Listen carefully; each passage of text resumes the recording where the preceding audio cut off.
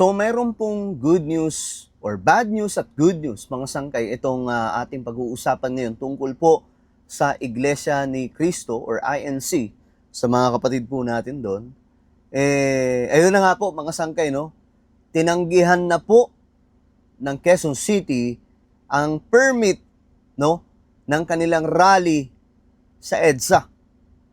So ngayon, mga sangkay, ang good news, lilipat po sa isang lugar ngayong araw. At ang bali-balita, mga sangkay, magtatagal po ang rally na ito at posibleng magbago ang kanilang panawagan anumang oras mula ngayon. So kung ano po ang tungkol dyan, mga sangkay, pag-usapan po natin. Anyway, bago tayo magpatuloy, sa mga hindi pa po dyan nakakapag-subscribe sa ating YouTube channel, makikita nyo po yung subscribe button sa baba ng video na to. I-click nyo lamang po yung subscribe, i-click ang bell, at i-click nyo po yung all. Sa mga nanonood po sa Facebook, i-follow nyo po yung ating Facebook page. Okay. So, andito pa rin po tayo sa bakasyon, mga sangkay. At ini-enjoy pa po natin yung natin dito. Paligid, ang ating mga adventure, kung saan po tayo nakakarating, mga sangkay. Pero ayun na nga po, kahit nasa bakasyon po tayo, hindi po tayo titigil sa pagbabalita sa inyo tungkol po sa mga kaganapan. At maglalatag po tayo ng reaksyon sa bawat mga nangyayari. No? So, ang bad news nga po, itong Iglesia or INC ay hindi na po pinagbigyan ng Quezon City. At sa tingin ko dito, mga sangkay, itong ginawa ni Joy Belmonte, malaking disaster ito sa kanyang political career. No? Kasi malamang sa malamang, tatandaan po yan ng mga kaanib ng iglesia. No? May mga iba, mga sangkay, di ba? Sinasabihan po yung iglesia ng mga masasama, mga sangkay. Hindi po yun magpapatigil sa kanila. Sa totoo lang, magti-trigger pa po yun ng galit sa kanila, mga sangkay. No? Maganda dyan kung babatikusin nyo yung iglesia. Ako wala akong pinapaboran dito, neutral po tayo, mga sangkay, sa mga nangyayari. No? Pero pagdating sa korupsyon, hindi po tayo neutral.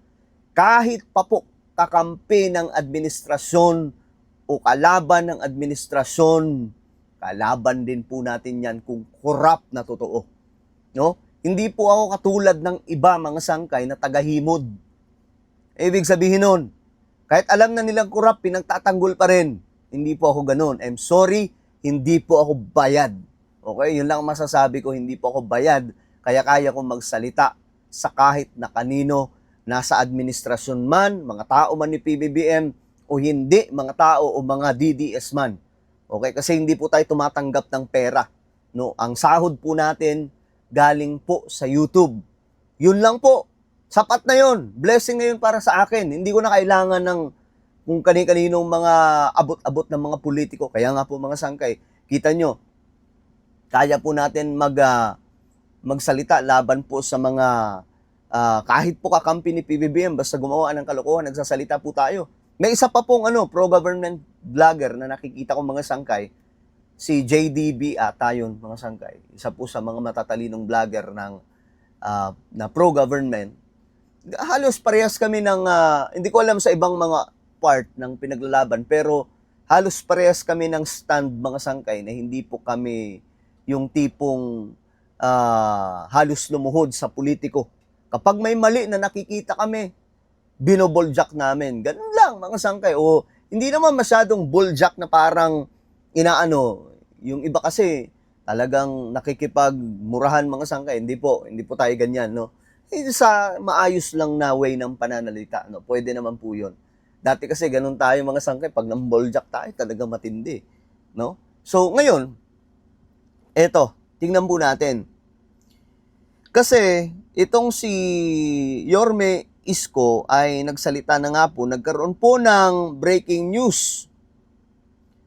Nagsalita po si Yorme Isko Moreno ngayon at may malaking announcement. Kasi lilipat ay ang INC, ito po yung bad news, mga sangkay, hindi pinagbigyan ng Quezon City. Pero yung pangalawa, mga sangkay, ang good news, eto, nakalipat po sila sa Liwasang Bonifacio. Pinagbigyan po ni Mayor, saan ba tong Liwasang? Sa Manila to, no? Sa Manila City. So, pinagbigyan po ni Yorme Isko. Ayan, mga sangkay, oh. Ayon po dito sa report, in anticipation of the Iglesia ni Cristo or INC protest at Liwasang Bonifacio, Manila Mayor Isko Moreno has suspended classes in all levels in both public and private schools across the city today. Yun po ang balita ngayon, mga sangkay. Sabi ko nga good news kasi pinagbigyan po sila sa Manila. Doon po sa Quezon City, hindi po sila pinagbigyan sa pangalawang araw. I don't know, mga sangkay. Nako. Pangalawang ano pala, hindi pangalawang araw, pangalawang permit, no? At sabi ko nga, mga sangkay, yari si Joy dito. Mukhang yan na po yung magiging last niya sa kanyang political career diyan po sa QC. Hindi ko alam kung ilang term na po siya. Pangatlong term na rin po ata no? Ayan. Manila LGU announces suspension of all classes in all levels, both public and private, on July 2, 2026. So, ang bilis ang panahon. July 2 na po, mga kababayan. So, may mga nagsasabi, mga sangkay, na posible daw pong magbago yung sigaw ng actually hindi na po ito INC, no. Mga ano na to pangunguna lamang po ng INC, pero ano to halo-halo na po, may mga DDS, no. May mga kapatiran sa Iglesia ni Cristo. Halo-halo na po, mga sangkay ito, no.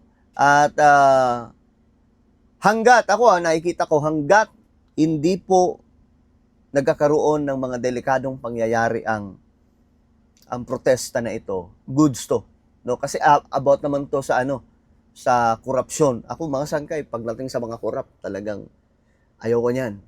Kaya nga hindi ako tumatanggap sa pera ng mga politiko na may mga abot-abot.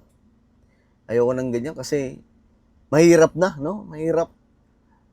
Unang-una, magkakaroon ka ng utang na loob. Tapos yung pera na yan, galing naman po yan sa taong bayan. So bahagi ka na ng korupsyon kahit po sabihin natin na hindi naman ikaw ay direkta na nangupit, no, sa kaban ng bayan, no? So yun po ang nangyayari ngayon, mga sangkay, itong INC at mga supporters ng mga Duterte lilipat po sa saan ba to? Sa Liwasang Bonifacio. So doon po sa Manila, no, pinayagan po sila ni Isko. Ang bad news, hindi sila pinayagan sa Quezon City. Ang good news, pinayagan po sila sa Manila City. Alright? So, tingnan po natin ano mga mangyayari ngayon. Magbabago pa ang kanilang sigaw kasi Marcoleta pa lang ngayon Ano pa ba ang susunod na kanilang gagawin, mga sangkay? Nako, ipagdasal po natin ang ating bansa. Medyo magulo to. Alright? Ano po ang inyong opinion? Comment down below. Huwag niyo pong kailibutan na i-subscribe yung ating YouTube channel. Mag-iingat pong lahat. God bless everyone.